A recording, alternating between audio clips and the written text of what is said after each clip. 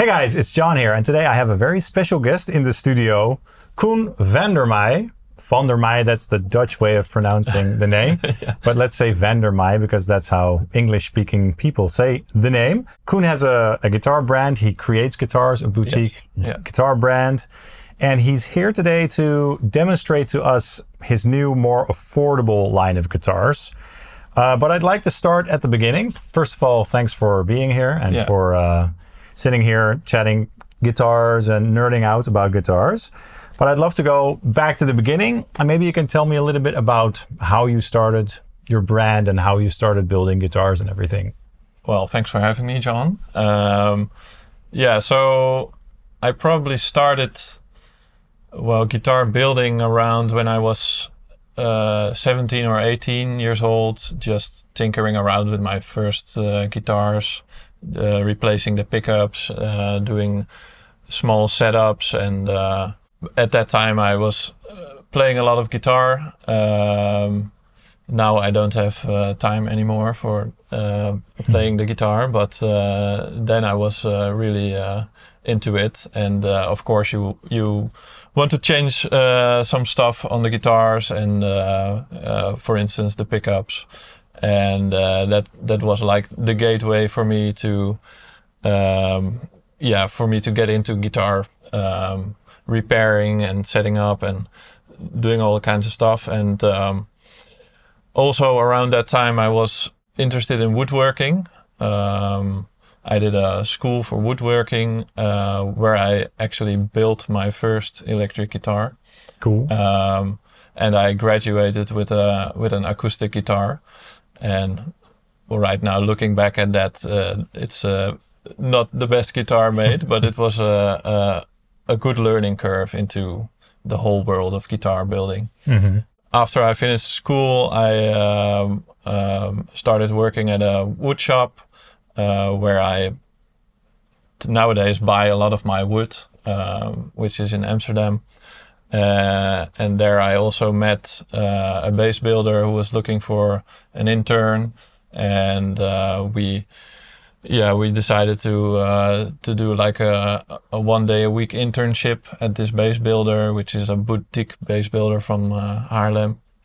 And I said to him, I want to know how to build, like, I think I know how to build a good guitar, but I want to know how to build a custom great guitar. And there's a big difference in building a guitar for you that's playable and then making a guitar for a musician.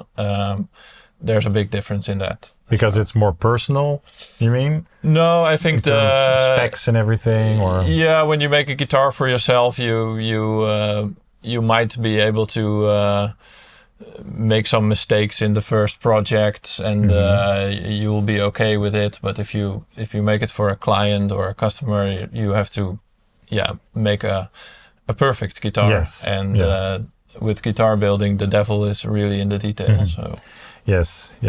And after that I gradually started building my own guitars for customers after the apprenticeship. Of course, it's very, very difficult to start out as a brand in the beginning, and it takes a lot of hard work and just be you have to build guitars and bring them to the customers and get a little buzz going around on the brand. That's I think that's the same for every company which starting out. But that's a long way, but a fun way. Mm-hmm. And eventually, I started out with like 2 or 3 custom orders a year, and then I decided to rent a shop together with another guitar builder from the Netherlands. And we were looking for a work space in Amsterdam at the time, and we decided to pull the trigger on it and rented the space without having like too much orders. But we wanted to, just have a space where we could actually build the guitars and produce it also. So we started investing in machines and machinery and all kinds of tools, and we stayed there, or at least I stayed there in Amsterdam in that shop for around 5 years. When did that start with that shop? In 2015. So yeah, in 11 years ago. 11 years ago already. Yeah.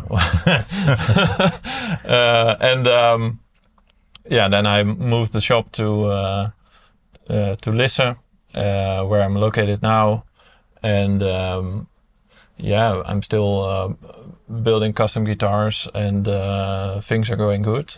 And of course, we recently launched this imported line of guitars, the Magistra Performance series.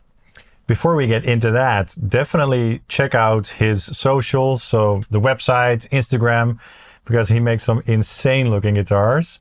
Our friend Mendel by the Lie, who you know from the channel, he has a custom that's absolutely amazing guitar. So, before we talk about the more affordable line, definitely check out his socials and follow him, because like I said, you make some really amazing stuff. There was a guitar on the socials, I think this week. I don't know how to even describe that guitar. I think it was for a dealer or something. It was really insane. Like, wow. Yeah. Like really insane stuff. I tried to do my best at every custom guitar. Yeah, absolutely. That's I'm a big wood fan or enthusiast, how do you want to call it? And wood is a bit of an obsession for most guitar builders, I think. And we just love to, or at least I love to work with the most beautiful pieces available when I do the custom build. So that's something I really like doing. So. Awesome. Yeah, I mean, maybe we can get into that a little bit. I also I don't build guitars, but I think I really appreciate it when a guitar has either great looking wood or great sounding wood. To me, it's like a very important thing as well. I recently talked about this in a podcast that I did with Infinia Guitars, where we were talking about the narrative about how some people seem to think that like wood doesn't matter, sonically primarily. How do you feel about that whole discussion? You don't have to get into it in very long, but like just some quick thoughts in terms of tone wood. I think tone woods are definitely a topic which is going around in the guitar community. In my experience, I think it's the sum of everything on a guitar that makes the guitar sound good or bad.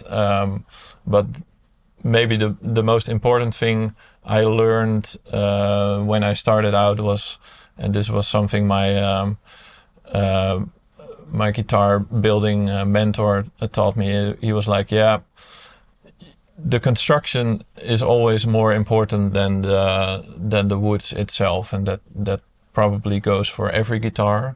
If you get the construction down to like extreme high quality, then the real sound in wood will be like marginal. There will be people who can hear this or who can hear differences, but there are so many variables in a guitar, and especially with an electric guitar.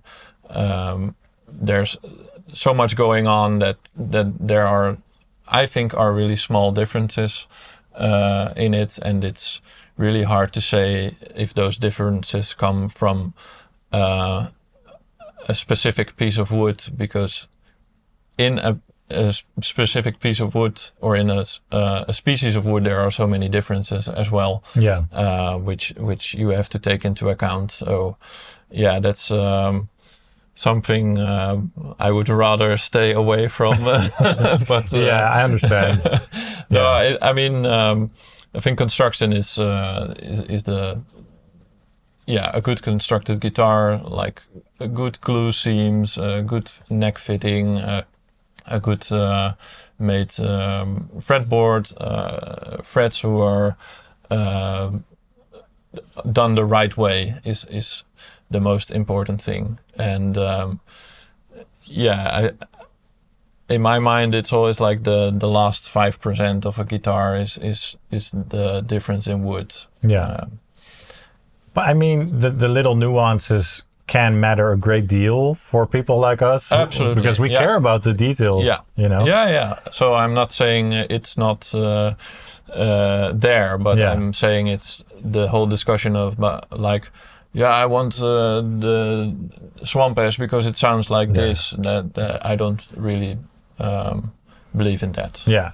But do you believe that when a guitar just resonates better acoustically than, like, for instance, a guitar that just sounds dead no matter what you do in terms of the construction or the strings? Because I've had some guitars that by default, like no matter what I did, it would always sound dead. Do you think that matters more than, let's say, the species of a certain wood?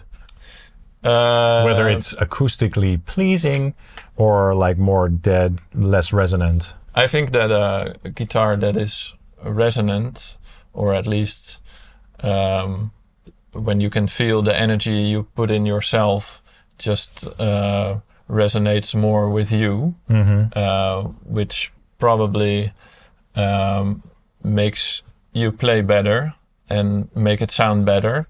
Yeah. But I think if you have like a dead guitar, which sounds dead, then your expressions don't really get out of it, or you don't get out of what you put into it, and I think that's and something we strive for as guitar builders, to make like a resonant instrument that of course resonates with the customer. Yeah. No pun intended. Well, I mean, I think that gets overlooked a lot, because a lot of people, they focus on what the listener hears or whatever, but playing guitar is a very personal experience where you're, playing and you feel the guitar vibrating in your hand, and the feel goes hand in hand with the sound when you're playing. And when you're just listening, in a lot of times, especially with metal and stuff, you're hearing the final product with a lot of distortion and whatever. Of course, it's not going to matter as much, but as the player, it matters a great deal how we experience playing the guitar, in my opinion. Yeah. So we should not forget that, people. That's just kind of my opinion on that, but I really appreciate you sharing your perspective, because I like asking this to people who actually build guitars and who know what they're talking about. Yeah. But it's interesting that the answers so far have been a little bit more nuanced, because some people will be very extreme in their opinions, like, oh, it doesn't matter at all, or of course it matters, you're stupid if you think it doesn't matter. I appreciate the nuance in your answer. Okay, thank you. All right. Well, so you build, handmade guitars, boutique. And how did this new line of guitars come about, and what was the idea behind it? Yeah, the idea behind this line of guitars was to make like my experience of building high-end custom guitars affordable for a lot more people, because as we all know, high-end guitars are pretty expensive, and it's definitely worth it. But sometimes you just want to have like this beautiful guitar in your home studio, and when you go on stage, you will also want a reliable and good guitar, but that doesn't like afford or cost that much. I mean, on stages things get there are more risks for the guitar involved than in the typical studio, so that's why we decided to put our experience into a line which is more affordable. So. Very cool. So we have a couple of options here. Maybe we can grab them so we can show them. And then we can talk a little bit about the individual models. So over here we have a 6-string baritone, which is very metal. Single pickup, 28-inch scale. All of the guitars are black. Yeah. And what's the type of finish that you're using? Because it's very, I don't know if you can see this on camera, but the wood grain is very visible. It's like a matte. I'm not an expert in finishes, so. Okay, yeah. We call it the jagged black matte finish. The most important thing was to like see the actual wood grain into it, because then of course you can see it's an actual wooden guitar. Yeah. And I also like the beauty of it, where you can see like the lines, and it just looks also a bit of like tactile, that you want to grab it, and you're not afraid to take it. It's kind of raw, in a cool way. Yeah. So this one, single pickup, single volume control.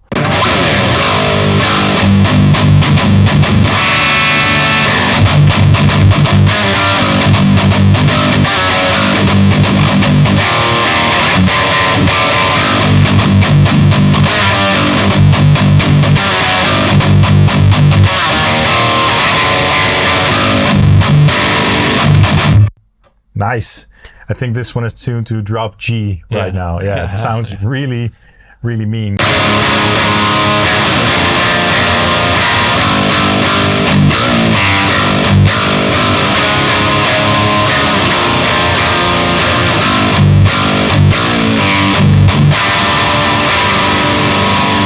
Yeah, I like the snappiness and snarliness of this one. Really awesome. Then we have the, I guess, standard 6-string model, Magistra. So these are all Magistras. Is that the name of the body shape and the headstock? Or? Yeah, that's the shape of the guitar model. Yeah. We've been doing this shape for nearly 10 years now. And it's become our standard. Mm-hmm. It features like a bevel for your arm, and on the back it also has like a cutaway, and a cutaway at the lower horn. So you have, I don't know if you can see it like this. Mm-hmm. Yeah, where you have access to the higher frets. Yeah. Which is of course important if you want to play leads. Yeah. And the one that you're holding there is the 7-string multi-skill version. And can you mention the scale lengths? Yeah, so this scale length is a 27-inch on the bass side and 25.5-inch on the treble side. So that's like a standard Fender length and a baritone length on the bass. Cool. Which it's the multi-scale thing is very comfortable, I think, when you're doing like a lot of things on the guitar. So if you're a lead player and also a riff player, you can definitely have fun with this. Yeah. Looks cool. Yeah. That one and this one, they have 2 pickups. We can talk about the pickups in a second. Again, this one has 1 pickup. This is the most simple one, let's say brutal looking one. I really like the look of the tuners, the locking tuners as well. You can sort of, I don't know if you can see this, but you can sort of see inside of the gear from the side, which is a cool look. What else do we have in terms of the features? Do all the strings go through the back? Yeah. Through the body? Through the body. We have original Hipshot hardware, which is, in my opinion, the best of the best. The tuners are super reliable. I think that's one of the most overlooked thing on guitars is the way the tuner feels, and I've been using these brand of tuners for a long time, and they just always deliver. Yeah. Same goes for the bridge. Just very nice piece of hardware. Yeah. And it has already proven to be a very good bridge. For sure. And can you talk a little bit about the woods that are in these guitars? Yeah, so the body is made of sungkai, which is an Indonesian native species of wood, and it has very, very much similarities to swamp ash. I've researched this also. The volume to weight ratio is kind of the same as in the swamp ash, and it even has the same color when it's not painted. Oh. So, and yeah, being similar to swamp ash in a lot of ways, it looks really cool, and it doesn't. It doesn't get diverse too much from the swamp ash people are used to.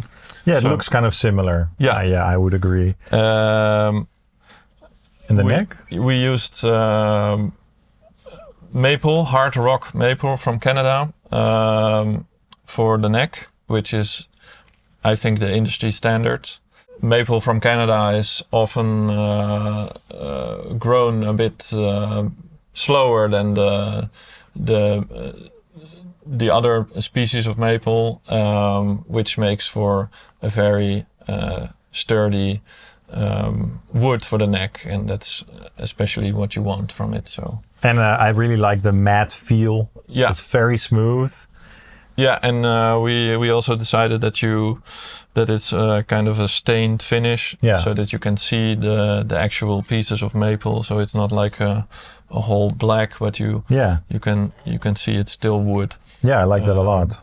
And for the fretboard, we chose Makassar ebony, which is also native to Indonesia, and a very hard, dense wood, comparable to ebony. The only difference might be the color. It has a little bit more brownish color. Some pieces are black, some pieces have more brown streaks in them. I think it's really beautiful. Yeah. And it delivers. So it fits in the theme of the guitar in terms of not being afraid of showing the wood. I mean, you can see the wood grain very obviously here. You chose for that, a stained finish on the back of the neck, of course. And it's cool that you can also see some character and grain in the fingerboard as well. Yeah. Stainless steel frets? Absolutely, yeah. We've been using the stainless steel frets in the custom shop for a long time, which is just a very good option on modern guitars. You don't have to take it to attack as much as with nickel frets, so that's I think it's already becoming like an industry standard at most brands, and I think it's a really good option. Yes. Also, it has the lumen lay side dots, which is really nice if you are on a stage or in a dark studio environment where you can just see what you're playing. Yeah. Yes. And you make the pickups yourself, is that correct? Yeah. Yeah, we wind these ourselves in shop. We've been researching and developing these for the last 2 years. That's also a really cool journey. Like, you get into a whole different playing field, but it's really a really fun one. And we wanted to have like a really aggressive sounding pickup for, of course, these aggressive looking guitars. So I think we managed to get a cool pickup, and we called it the hellebaard, which is like a Dutch word for a medieval weapon. So it's I think it goes with the whole theme of the guitar, just being a a workhorse weapon on stage. Yeah. Very cool. So the 6-string model tuned to drop D right now.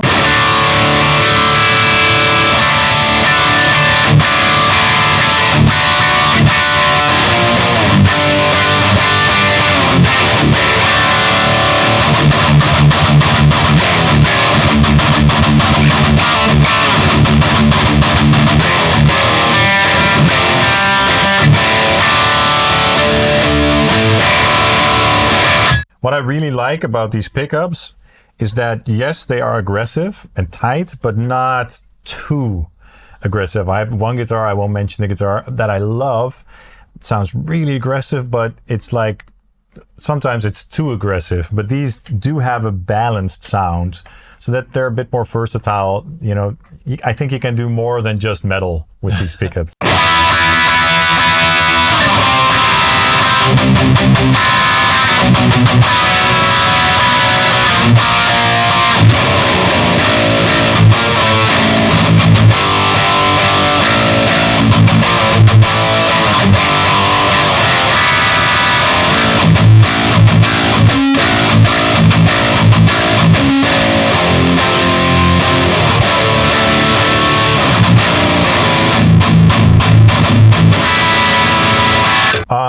The viewers are going to be interested to know what the prices are. Yeah, so we, I didn't calculate them for our US customers, but for the EU customers, this the 7-string is 1,500 euros or 14.99 to be exact. And the baritone 6 and the standard 6 are 13.99 euros, and this includes the taxes. Yeah.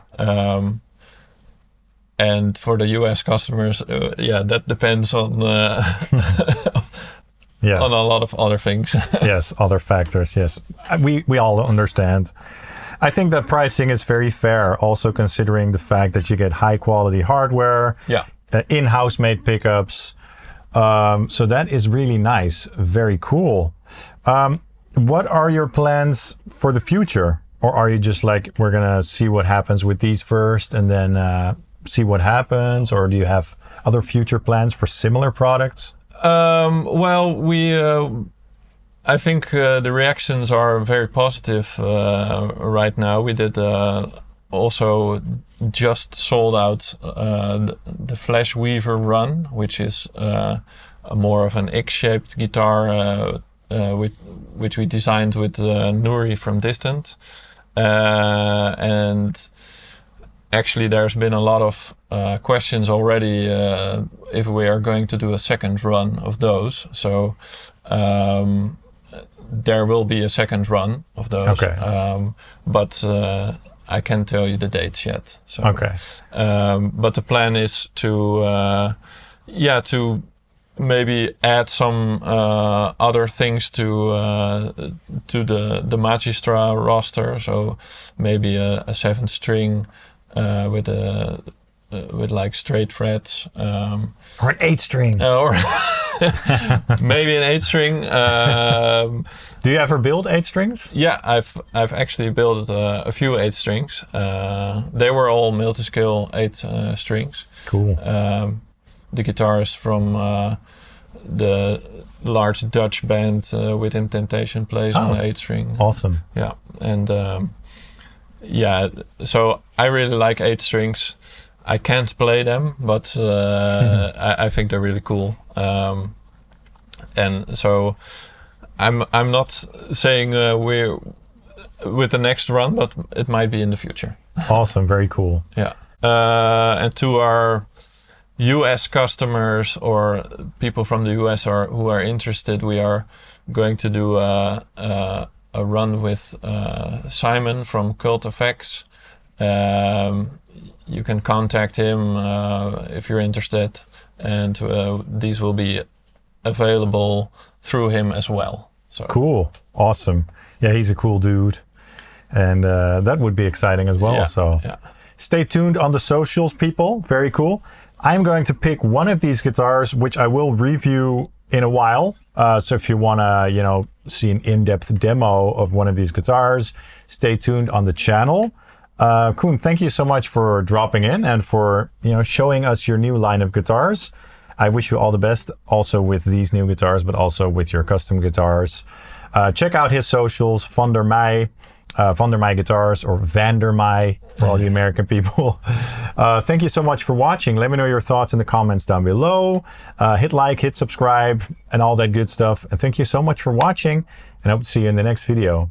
Cheers.